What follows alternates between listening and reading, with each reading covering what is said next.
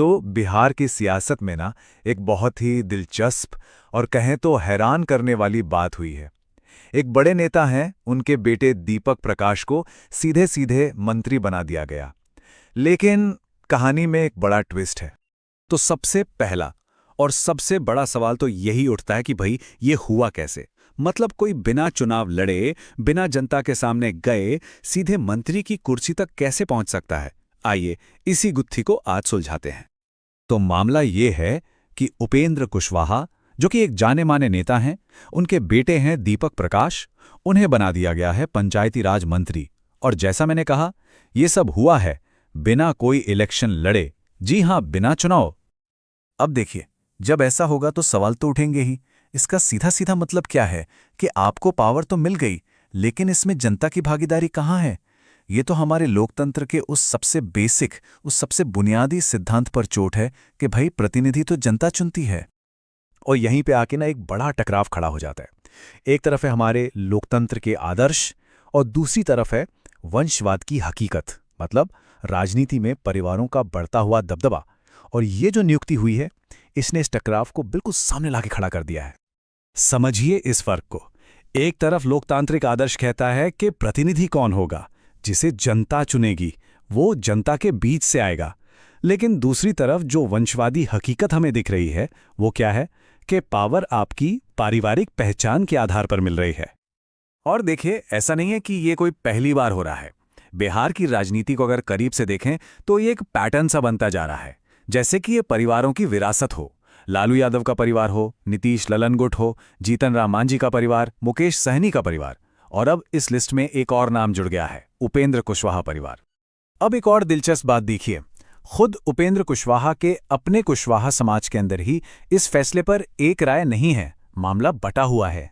एक तरफ हैं उनके परंपरागत समर्थक, जो इसे अपनी जाति की, अपने समाज की जीत मान रहे हैं कि चलो हमारे समाज का आदमी मंत्री बना। लेकिन दूसरी तरफ जो पढ़ा लिखा युवा वर्ग है, वो सवाल उठा रहा है, वो पारदर्शिता और लोकतंत्र की बात कर रहा है। और तीसरा पक्ष, जाहिर है, जो विपक्षी नेता हैं, उन्हें तो सरकार पर हमला करने का एक बढ़िया मौका मिल गया है। अच्छा, तो भावनाओं से हटकर अब जरा इसके पीछे का शुद्ध राजनीतिक नफा नुकसान का गणित समझते हैं। आखिर इस एक कदम से किसको फायदा हो रहा है और किसको नुकसान? तो देखिए, इस खेल में 3 मुख्य खिलाड़ी हैं और तीनों का अपना अपना फायदा है।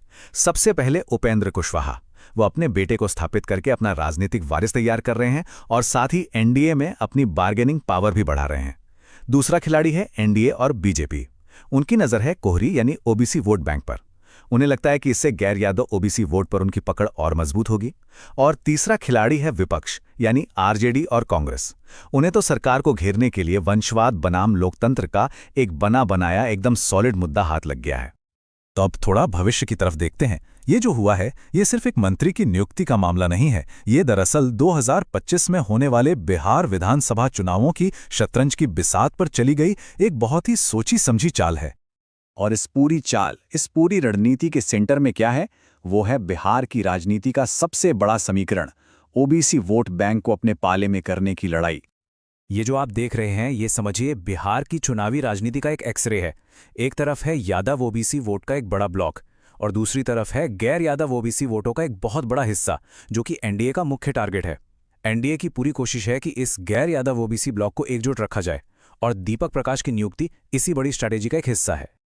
तो इस एक कदम के 2025 के लिए 4 बड़े रणनीतिक मतलब निकलते हैं। पहला, ओबीसी वोटों का ध्रुवीकरण करना। दूसरा, जो गैर यादव ओबीसी समीकरण है, उसे और भी मजबूत करना। तीसरा, नीतीश कुमार के बाद की राजनीति के लिए नए चेहरों को तैयार करना। और चौथा, और शायद सबसे दिलचस्प, ये दावा करना कि हम नई पीढ़ी को मौका दे रहे हैं, जबकि असल में वो वंशवाद ही है। तो इस पूरे विश्लेषण से हम एक बड़े नतीजे पर पहुंचते हैं। ये हमें दिखाता है कि बिहार की राजनीति में एक बहुत ही फंडामेंटल, एक बुनियादी बदलाव आ रहा है। और इस बदलाव को ये एक लाइन शायद सबसे अच्छे तरीके से बयां करती है कि बिहार में राजनीति अब सिर्फ जाति नहीं, बल्कि परिवार आधारित जातीय शक्ति में बदल रही है। मतलब अब लड़ाई सिर्फ जातियों के बीच नहीं है, बल्कि राजनीतिक परिवारों के बीच है, जो अपनी अपनी जाति को अपनी विरासत मानकर चल रहे हैं। तो इस पूरी चर्चा से 3 बड़ी बातें निकलकर सामने आती हैं, 3 बड़े टेक अवे। पहला, ये वंशवाद की राजनीति का एक नया और ज्यादा खुला अध्याय है। दूसरा टेकअवे जो पहले से ही जुड़ा है वो ये कि कुशवाहा परिवार ने अब आधिकारिक तौर पर सत्ता में अपनी पारिवारिक एंट्री कर ली है, एक और राजनीतिक घराना। और तीसरा और शायद सबसे जरूरी टेकअवे, ये हमें वापस उसी सवाल पर ले आता है जहां से हमने शुरू किया था।